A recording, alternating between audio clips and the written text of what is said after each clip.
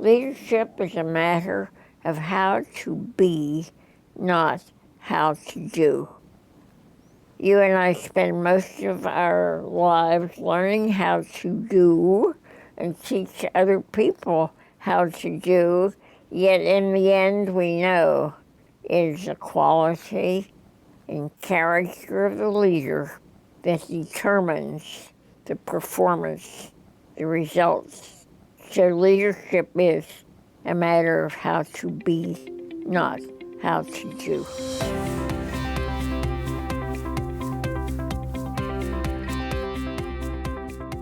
To say that it's an honor to be here would be a massive understatement. So thank you very much on the day before Thanksgiving for giving us some time.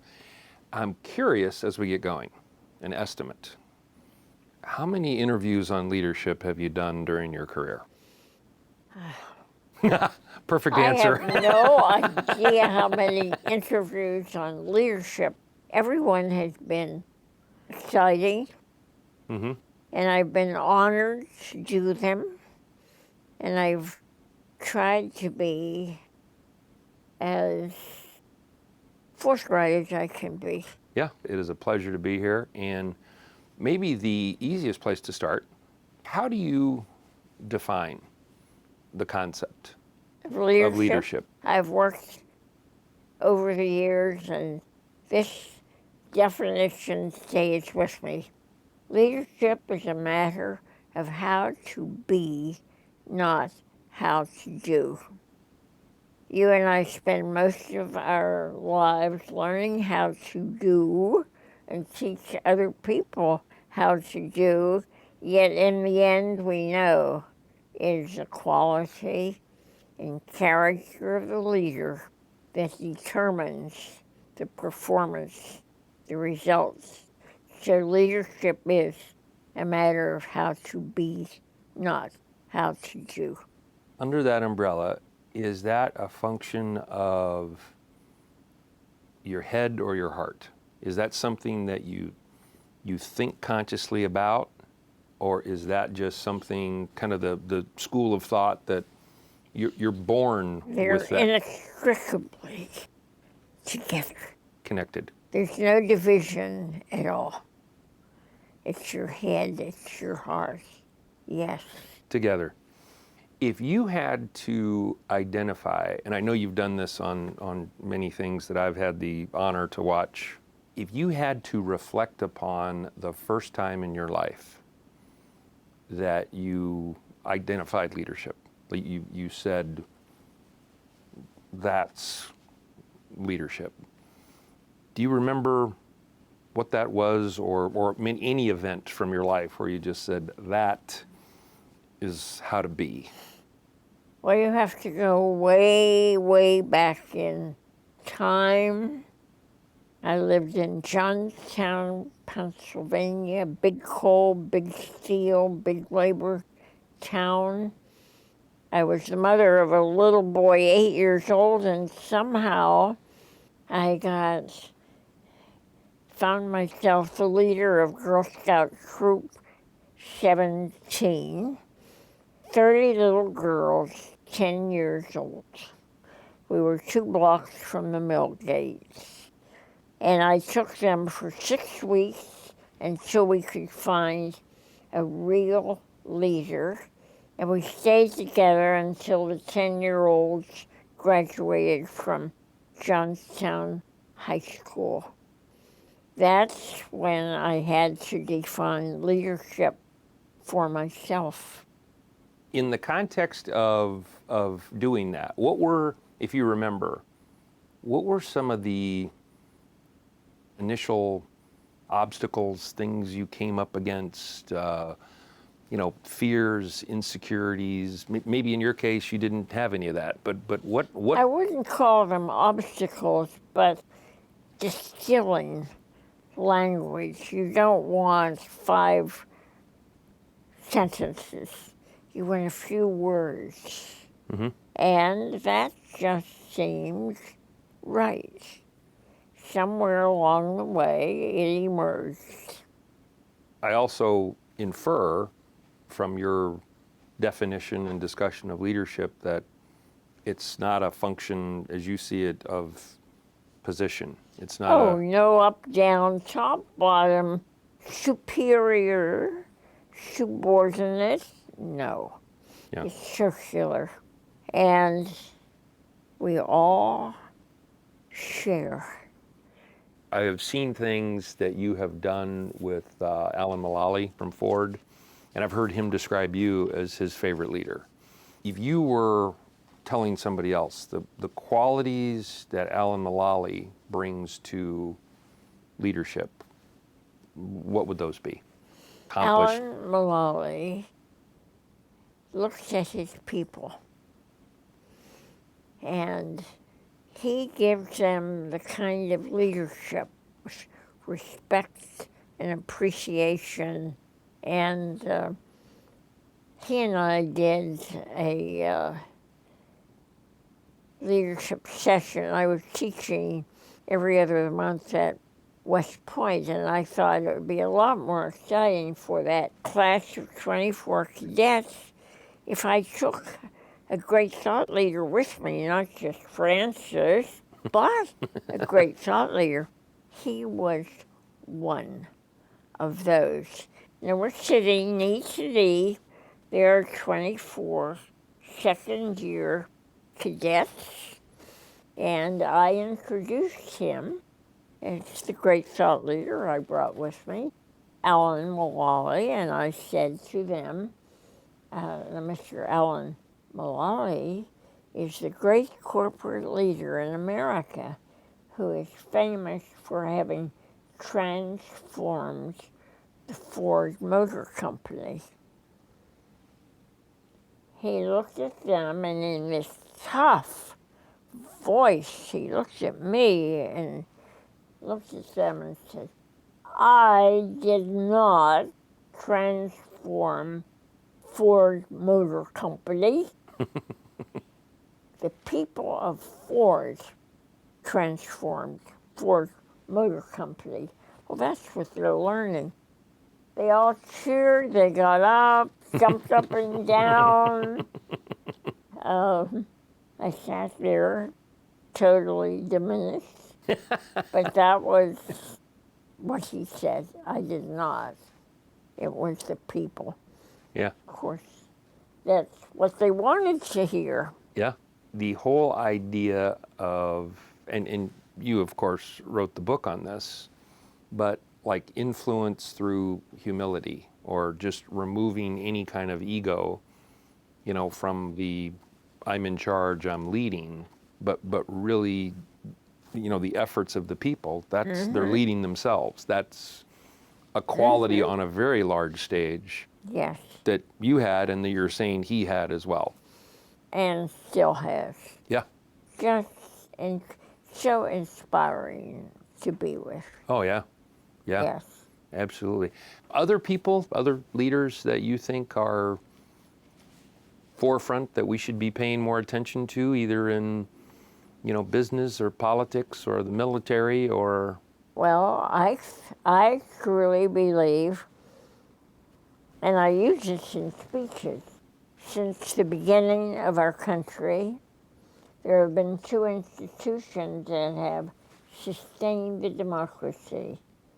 One, the public school, public education, and the United States Army. Go back, think about the beginning of our country. What public schools have meant to the poorest of our children, to all of our children, and the United States Army.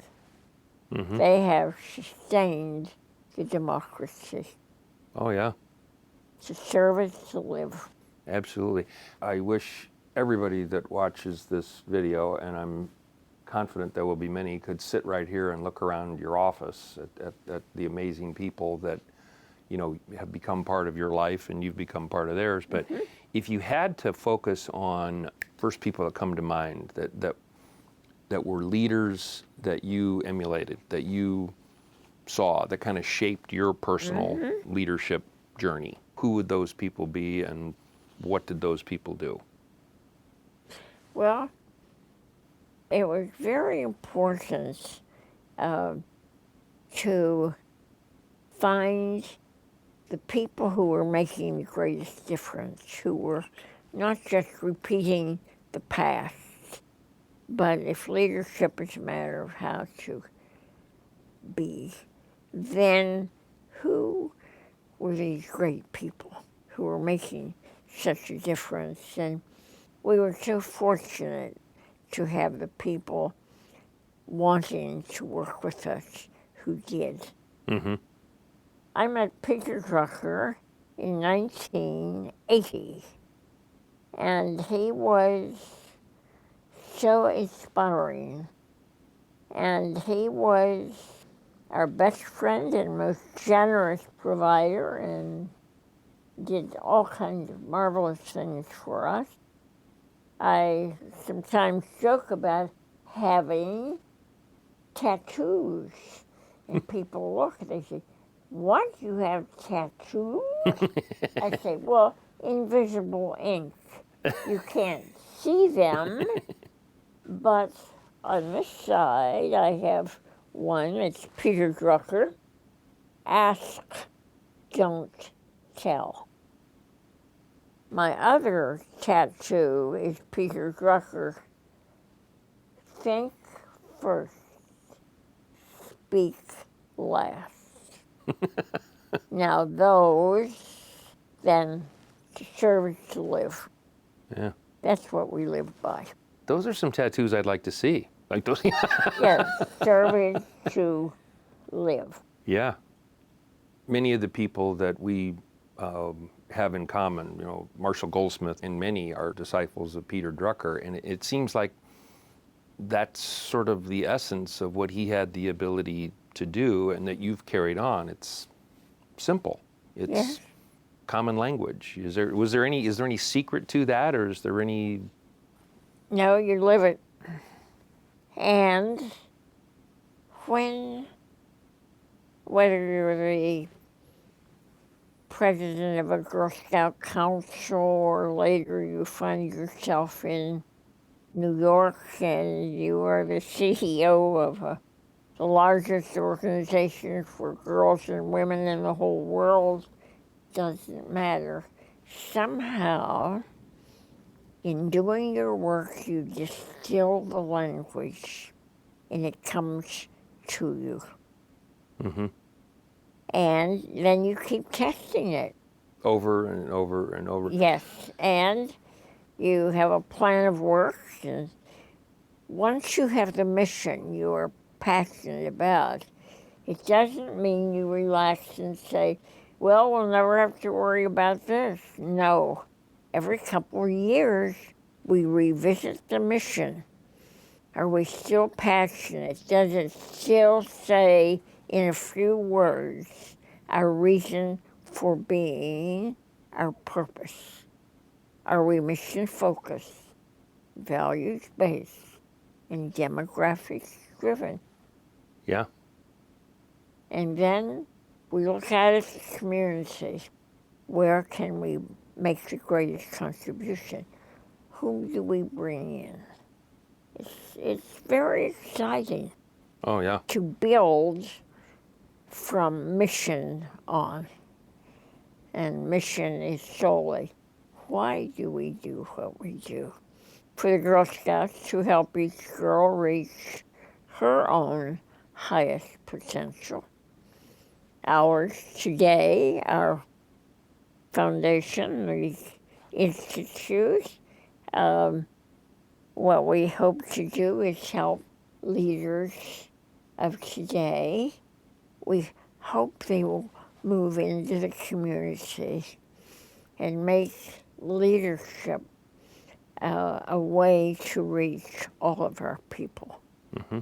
Is leadership, is it different in a volunteer nonprofit, from your experience, volunteer nonprofit setting, than it is in many of the organizations that are in the buildings that surround your beautiful office here, they have boards, they have stockholders, they have a bottom line? Is it Well, how is it similar, how is it I've different? found the greatest most successful corporations understand the power of mission, and they use it, and values, they live them.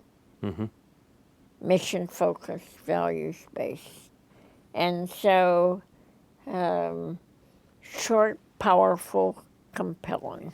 And once you get the mission, Mission is solely, why do we do what we do? and everything that you do should be connected. You test it. And the mission, you don't say, well, for the next 20 years, we don't have to worry. No, we keep testing the mission. And we may find after a couple of years, we need to distill it. We need to take this out and bring this in. There's something very urgent about to change. So the mission is always, we're passionate about it. Why do we do what we do? Peter Drucker always said it should fit on a t-shirt. Well, I've looked at t-shirts, 7 words, and you're lost. So there you are. Very, very simple. Was there anything intentional or that you ever instituted to build leaders, to help them develop, to help them grow, to, how do you go about the whole idea of nurturing or developing leaders within an organization or within a family? Well, the mission tells us what we're going to do to help each girl reach her own highest potential. And that means we give the best possible training to our leaders. And when I was with the Girl Scouts, it seemed only reasonable to talk to Dr. Reggie Hertzlinger of Harvard Business School about developing a 5-day seminar at Harvard Business School for the Girl Scout community leaders. And so, mission focused. Why solely? Why do we do what we do? Not what or how or who. And when Peter says it should fit on a t-shirt, that is the most wonderful little lesson that you keep right here. Honestly, I can't figure out if you took more from Peter Drucker or he took more from you. As he talks about the importance of your mission and how you establish it, when you first met him, had you already established the vision of the Girl Scouts, or did he? We had a very powerful mission, yes. And Peter loved the fact that we were mission focused and had this short, powerful mission statement, and it did fit on a t-shirt. And he liked the fact that the values flowed through everything, and that the education to help each girl reach her own highest potential and have the organization make an enormous difference in the community as they work with girls and women. If I infer here, the whole idea of a leader is, given the mission and given your discussion, it's a very personalized thing that emanates from the follower. If I'm going to help you be the best you can be and realize your full potential, it's really a custom approach. Well, you have for each remarkable learning opportunities, and all of your materials you keep examining and celebrating. And if we say, well, this was fine for last year and the year before, but I think we've gone beyond there, thank you, goodbye, and we, every 3 years, a very big organization-wide review. But along the way, in those 3 years, we keep testing. We always have to be highly contemporary. So there's a Yes. formal measurement. Yes. Yeah. Are we Yes. still Yes. attracting? Are we still relevant? All those things. Our statement of purpose Uh-huh. and essential qualities. Are we giving the right training? The most contemporary, exciting training to our leaders. Not just one time, okay, you're trained. No. Continuing education of all of our leaders at every level. Yeah. Learning, growing, it's all part of the excitement. It's not a static thing. It just Never. It keeps, Never. Never. I have been impressed with what I have heard you say about your grandmother and her role in any kind of leadership credit that you've received. What could you tell us about this wonderful person, your grandmother? Well, my grandmother had 7 children, and she and my grandfather, who was Justice of the Peace from the time he was 38 until he was 93 and running for his last 3-year term. And in their house, they thought it was only normal to build a small church-sized pipe organ, and my grandfather played the pipe organ in the Methodist church. And in the pipe organ in their home, they had a shelf above the keyboard, of course, and on that shelf were 2 of the most beautiful, tall, ancient Chinese vases.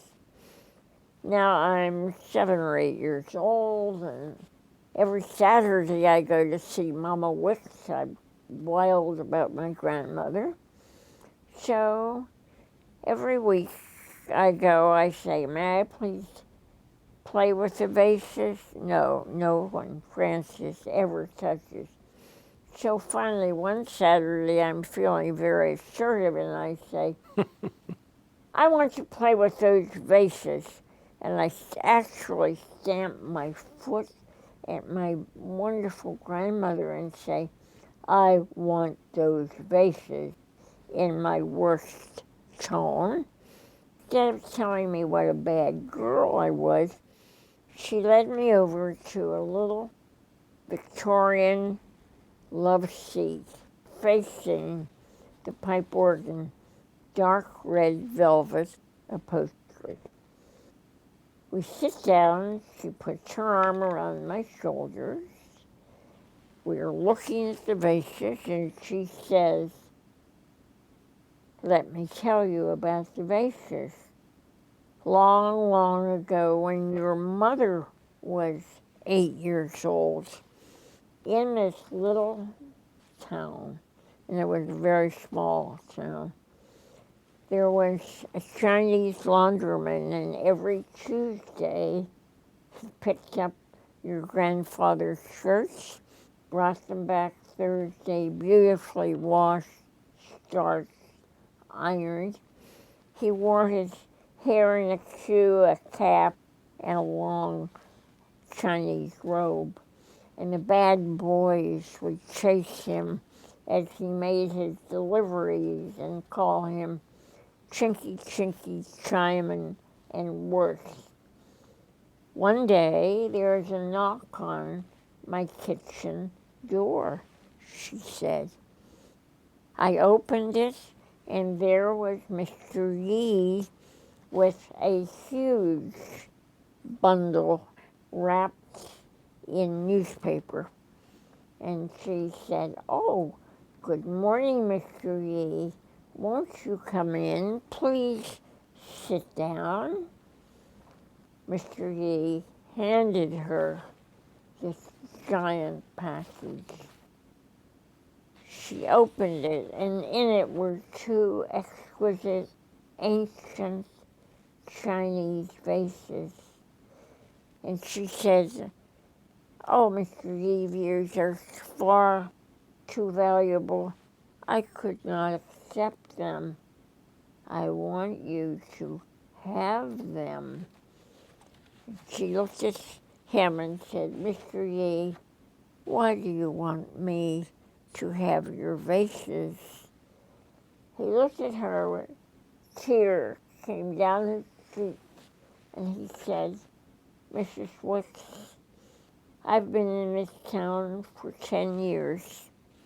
They won't let me bring my wife and children, so I am going back to China to be with them, and the vases were all I brought with me.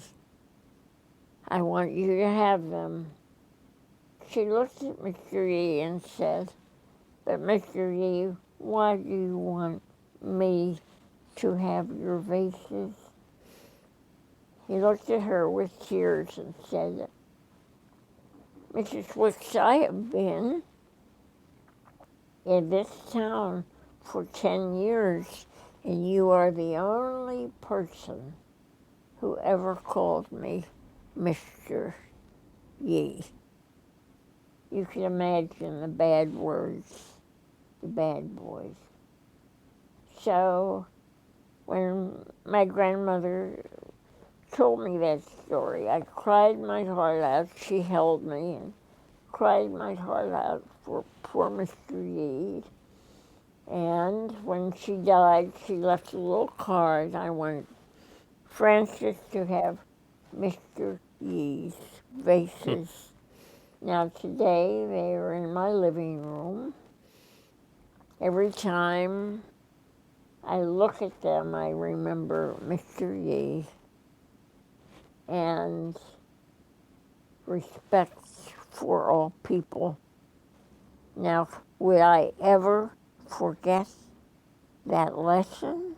I don't think anyone will or should. Ever. Yeah. Ever. Yeah. That was an amazing story and amazingly well told. Thank you. You were at the forefront, whether you wanted to be or not, of inclusion, diversity, those kinds of things. I remember reading in Colin Powell's book that at the time he joined the Army was one of the few organizations anywhere where he was going to be promoted on the basis of his willingness and ability. How far have we come with inclusion and diversity and that whole, and how far do we have to go? We have made some progress, but not enough. We have a wonderful battle cry from a long time ago when the people we want to bring in, people we want to attract, make part of us, when they look at us, can they find themselves? If you look at our boards, look at the national staff, look at the community leaders. When the people we really have to bring in, we are determined to bring them in. When they look at us, can they find themselves? And if you say, well, not yet, but we're going to, you already are part of the past. When I walk in, with Girl Scouts, I walked in a board meeting with 6 of my national staff team. Do they all look like me? Of course not. When you look at the officers, the national volunteers, do they all look like me? No. When I went on to the Girl Scouts as the new National Executive Director, the CEO, our chairman of the board was African American. And so we just thought it was very important when they look at us doesn't matter who, you decide, can they find themselves? And when the answer is you bet they can, you are part of the future. Very well said. And you mentioned too, like in the global context, I was certainly unaware before today. You visit 62 countries, did you say? 60? So far, I've traveled to 62 countries. 3 years ago, I had a not so happy, really dangerous experience in an airport, not the plane, in the airport. And it was providential because suddenly I realized it's something called the global webinar. I sit there with that screen and 400 women in 40 countries or more. Recently, the MBA students in Hong Kong and China. One thing we never do is charge a fee. We want the poorest countries, the poorest leaders to have whatever we have. What a tremendous vehicle for you to get your message, as you say, to people around the world. Yes. You know, it just in time, you know, yeah. Yes. Absolutely. And we put everything on the website, so all these marvelous people, we've never paid an honorarium ever. Yeah. Not one of these marvelous people, whether it's Peter or Alan or Marshall, not one has ever accepted an honorarium. Why do you think that is? Well, they love what we're doing. Honestly, I know for a fact that they're influential people, they're powerful people, and they also wouldn't be doing something for you if you weren't living your values Yes. and making that kind of personal commitment.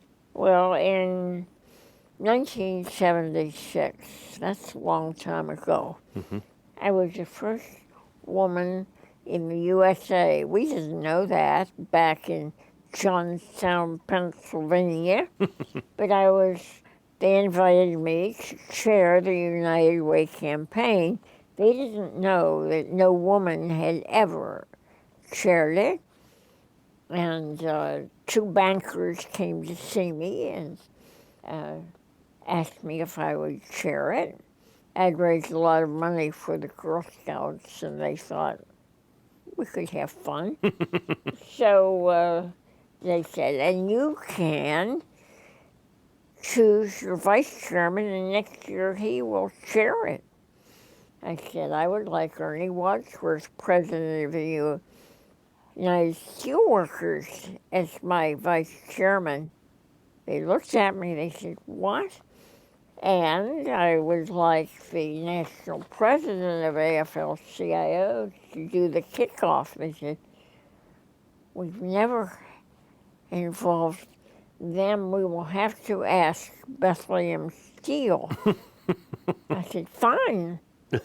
They came back wide-eyed. They said, Bethlehem Steel says their car will pick them up, the union people at the airport, bring them to the steel mill dining room for a kickoff luncheon.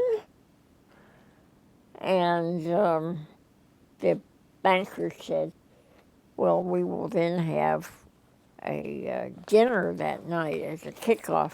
For the first time, you had organized labor and the big corporations, just like this. And that year, Little Johnstown, PA had the highest per capita giving of any United Way in the USA.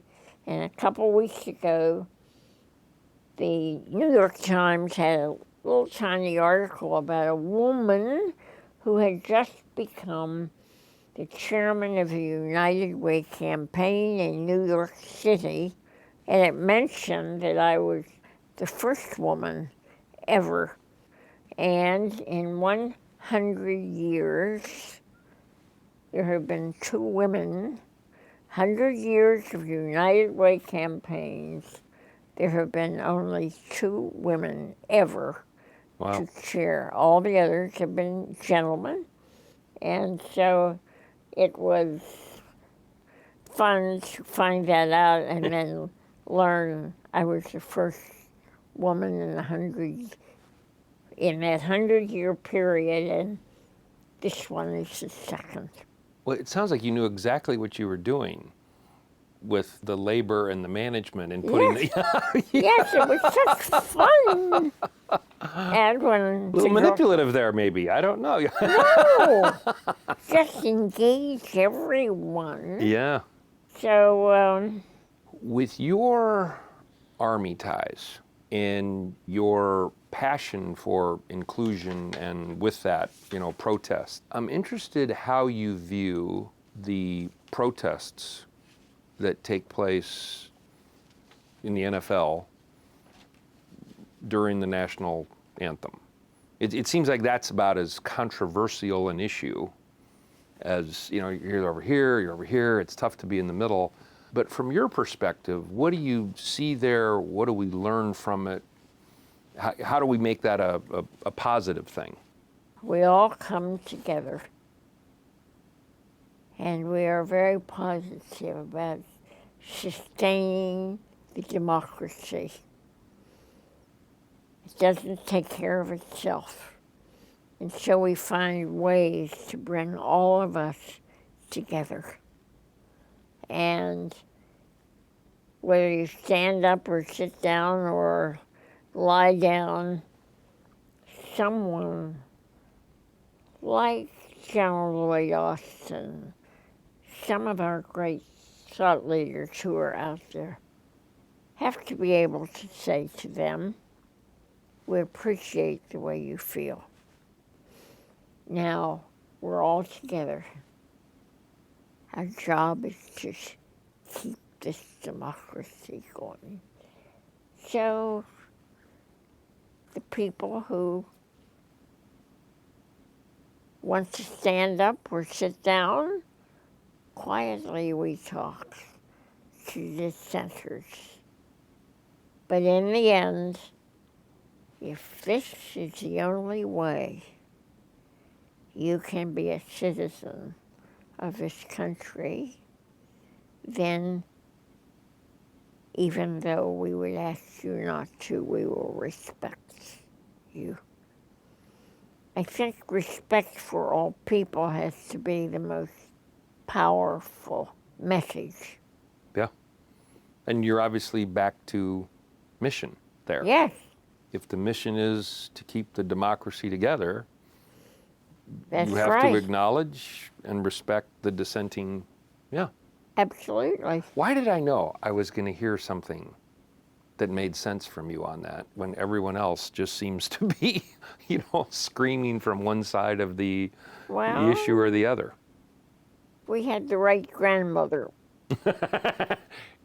From your perspective, as you reflect on history and you reflect on challenges, problems, issues that, our society and business has gone through, how bad off are we? Do we have the capacity or the ability from a leadership perspective to really tackle some of these issues? Recently, a good friend of mine saw me and said, Frances, what have you been drinking? I said, well, all the Diet Coke, caffeine-free that I can find. He said, no, I mean alcohol. What have you been drinking? And I said, well, my first answer is a good one. He said, all this talk about bright future when everything is going to H.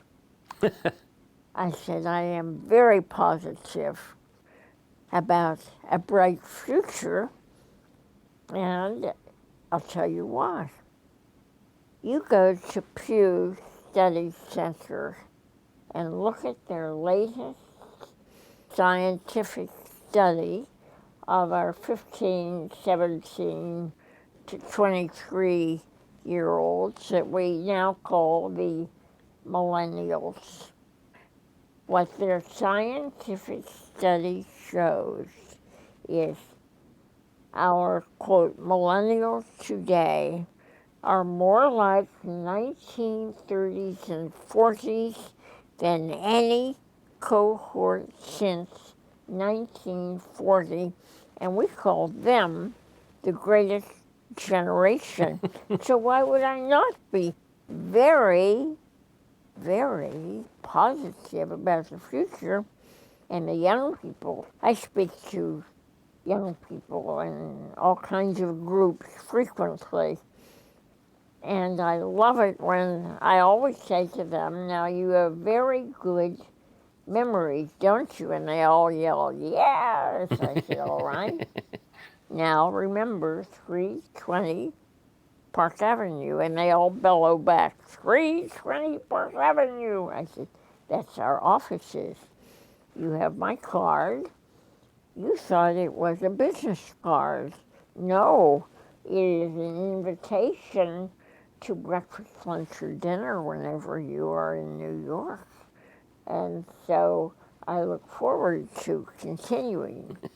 And when young people walk in that door, the other day, 3 young men walked in, and it was morning.